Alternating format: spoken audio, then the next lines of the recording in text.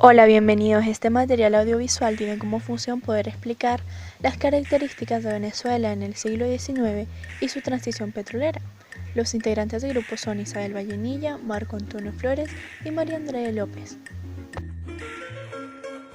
En 1858, después de la Revolución de Marzo que derrocó a Monagas, quedó Julián Castro, su jefe, como presidente por un año, pero fue un periodo autoritario, represivo y vengativo, además de muy conservador. Este es el preámbulo a la Revolución Federal. En ese año una parte de la población estaba aterrorizada, pero también había muchos campesinos dispuestos a tomar armas. Ezequiel Zamora, Antonio Leocadio Guzmán y su hijo, y Juan Crisóstomo Falcón habían sido exiliados, pero estaban secretamente organizando a sus tropas desde el extranjero.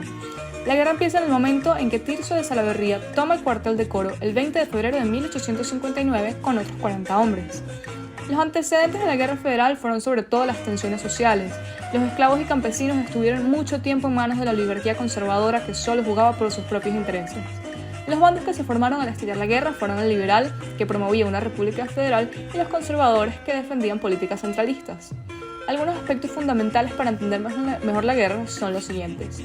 Esta no se desarrolló a lo largo de todo el territorio. Las regiones de Guayana, Zulia y los Andes quedaron prácticamente por fuera del combate. Tampoco se sabe en qué medida la guerra afectó a la economía del país.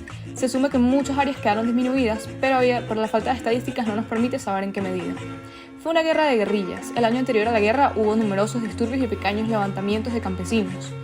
Las figuras más importantes del bando liberal fueron Ezequiel Zamora, que muere antes de terminar la guerra, Juan Crisóstomo Falcón, que terminó siendo presidente al terminar la misma, y Antonio Guzmán Blanco, que va ganando cada vez más importancia.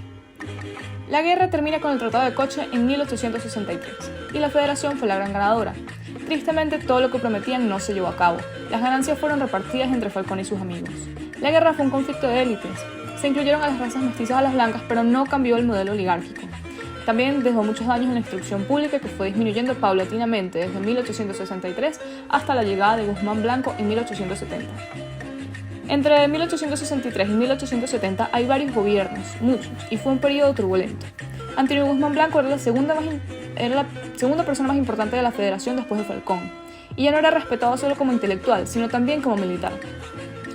En 1867, José Tadeo Monagas, con más de 70 años, encabeza la Revolución Azul y destituye al designado por Falcón en ese momento, que era Manuel Ezequiel Bruzual.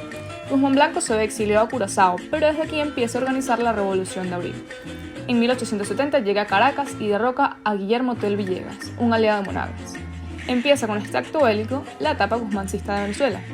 Es un periodo que dura como tal 18 años y que tuvo varios presidentes diferentes. Guzmán Blanco gobernó en 3 momentos. Se denominan el septenio, entre 1870 y 1877, el quinquenio, entre 1879 y 1884, y la aclamación, entre 1886 y 1888. Durante los primeros 2 años de su mandato, Guzmán Blanco hizo esfuerzos por mantener el orden y les demostró a sus disidentes que estaba dispuesto a llegar a extremos por estar en el poder.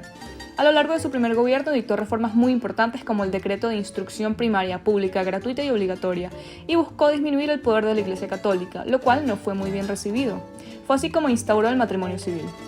Construyó edificios y estatuas emblemáticas como el Palacio Federal Legislativo y la estatua ecuestre de Simón Bolívar, que se encuentra en la Plaza Bolívar de Caracas. También le dio una simbología al carácter nacional, mandando hacer cuadros de próceres y batallas a Martín Tovar y Tovar y designando el Gloria al Bravo Pueblo como el himno nacional. En todos sus gobiernos se hicieron muchas obras públicas como las carreteras Caracas-La Guaira, Caracas-Petare, Valencia-Puerto Cabello, además de muchas edificaciones como la Academia Nacional de la Lengua, y también se dice que fue quien fomentó el culto a la figura de Bolívar. El aspecto malo de su gobierno es que se confundían los asuntos privados y los públicos. Guzmán Blanco se hacía extrañamente cada vez más rico mientras el país se endeudaba más por las obras de la modernización. Hizo varias reformas constitucionales además, como en la primera, que quitó el voto secreto, y en una segunda en la cual eliminó totalmente el voto directo. Esto alejaba a Venezuela de la democracia. Fue un periodo de avance en cuanto a infraestructura y cultura, pero un retroceso en cuanto a democracia. Las principales características que tuvo la economía venezolana en el siglo XIX fueron las actividades agrícolas y ganaderas. Como rubro principal de comercio estaba el café. Sin embargo, también habían otros como el cacao, el añil, la caña de azúcar, tabaco y cuero de res, pero estos con menor importancia de exportación. Sin embargo, estas dos actividades económicas que hacían surgir al país sufrieron una decadencia. La primera fue la falta de mano de obra para las actividades agrícolas, ya que durante la guerra muchos campesinos y trabajadores del campo perdieron sus vidas o quedaron físicamente limitados a poder ejercer la producción agrícola. Este fue un efecto negativo e hizo que la producción fuera mínima. Otro factor que fue responsable de la decadencia económica fue la escasez de comercio exterior, producto de la inestabilidad política. A raíz de la independencia, muchos líderes caudillistas encabezaron acciones para tomar el poder a través de las armas. Esto generó un gran número de revueltas y alzamientos que generaron una inestabilidad política, económica y social. Esto afectó negativamente a las inversiones nacionales y extranjeras, provocando una disminución de producción y de comercio entre Venezuela y la producción internacional. Y ahora les hablaremos acerca de la etapa de la Venezuela petrolera. Cuando nos referimos a esta fase, nos referimos a un momento de la historia contemporánea venezolana en donde su misma denominación nos habla de lo que caracterizó a Venezuela durante todos estos años. Es que precisamente la actividad petrolera, tanto la exportación como la producción de petróleo, fue la carta de presentación o la característica principal de Venezuela durante todo este tiempo. Durante esos años, sobre todo cuando estamos hablando de los años 50, existió una bonanza económica muy grande en todo el territorio, precisamente por el éxito que se había logrado del desarrollo de la industria petrolera gracias a decretos que iniciaron desde el gobierno de Juan Vicente Gómez, que es donde se descubre el petróleo acá en Venezuela. Venezuela poseía una gran cantidad de pozos que no habían podido ser explotados y que durante su gestión pues se descubrieron y empezaron a decretarse leyes en pro y en beneficio al desarrollo de esta industria. Cuestiones como el decreto de Isaías Medina Angarita en 1943 de la ley de hidrocarburos, pues benefició mucho a Venezuela y la terminó transformando en el mayor exportador de petróleo en el mundo y el segundo mayor productor del planeta. Esto evidentemente trajo como consecuencia una bonanza económica impresionante, unos estándares de vida bastante altos y que se mantuvo por mucho tiempo, quizás hasta los años 90, que es cuando ya empieza un poquito más la crisis por el tema del precio del barril del petróleo. Pero la conformación de la OPEP benefició mucho a Venezuela, al conformarse organismos de esta magnitud, pues benefició mucho a Venezuela a niveles económicos.